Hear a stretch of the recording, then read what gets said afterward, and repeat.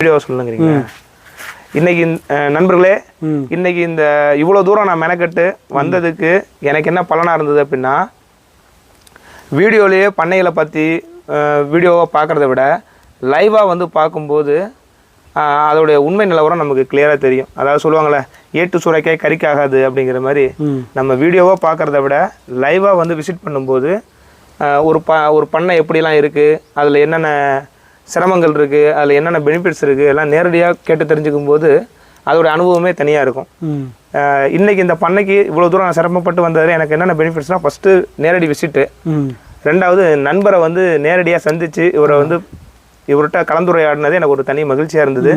அது மட்டும் இல்லாமல் அந்த தீவனத்தை எப்படி ஹேண்டில் பண்ணணும், அப்புறம் அந்த மினரல் மிக்சரு, அந்த சத்து டானிக்கு, இதை பற்றி நம்ம லைவாக நேரில் வந்து பார்க்கும்போது எனக்கு ஒரு நல்ல கான்ஃபிடென்ட் வந்திருக்கு. நம்மளால இதை ஸ்டார்ட் பண்ண முடியும், நம்ம ஸ்டார்ட் பண்ணோம்னா இன்னும் 4 பேருக்கு வந்து டைப் பண்ணி செய்ய முடியுங்கிற ஒரு கான்ஃபிடென்ட் வந்து கிடைச்சிருக்கு. நன்றி. சரி, இப்போ மாற்றுத்திறனாளிகளை வச்சு நீங்கள் வந்து இந்த ட்ரைனிங் கொடுத்து ஆடு வளர்க்குற நம்பிக்கை உங்களுக்கு வந்திருக்கா? கண்டிப்பாக நம்பிக்கை வந்திருக்கு. நான் ஆரம்பத்தில் வந்து ஒரு ஷெட்டு மாதிரி போட்டு கீழே தான் ஆடு வளர்க்கலாம் அப்படின்ட்டு இருந்தேன். சரி, இங்கே வந்து பரன் மேலே வச்சு வளர்க்குற போது எவ்வளோ செலவுகளை குறைச்சி நம்ம பண்ணலாம். ரெண்டாவது ஷெட்டுக்கு தரையில் வச்சு வளர்க்கும் போது இதுக்கான செலவுகள் வந்து ஒன்றும் பெரிய வித்தியாசம் இல்லை. ஆமாம், அதை விட கம்பேர் பண்ணும்போது ஷெட்டில் போட்டு வளர்க்கும் போது வேலைகள் அதிகம்.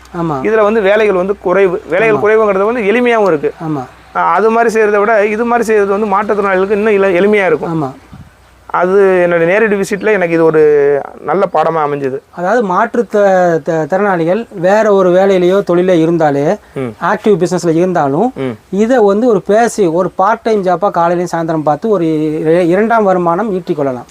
கண்டிப்பாக ஈட்டிக்கொள்ளலாம். அவங்களுக்கு வந்து வேலை வாய்ப்புங்கிறதே முதல் வருமானமே பெரிய சங்கடமாக இருக்கும்போது ஒரு வேலை இருந்துச்சுன்னா அவங்களும் இதை 2ஆவது கண்டிப்பாக பண்ணலாம். வேலை இல்லை, முழுக்க இதுதான் பண்ணணும்னா அப்படியும் பண்ணிக்கலாம்.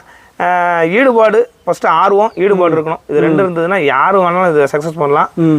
குறிப்பாக இது மாற்றுத்திறனாளிகளுக்கு வந்து இது ஒரு நல்ல ஒரு வாய்ப்பு, வேலை வாய்ப்பு.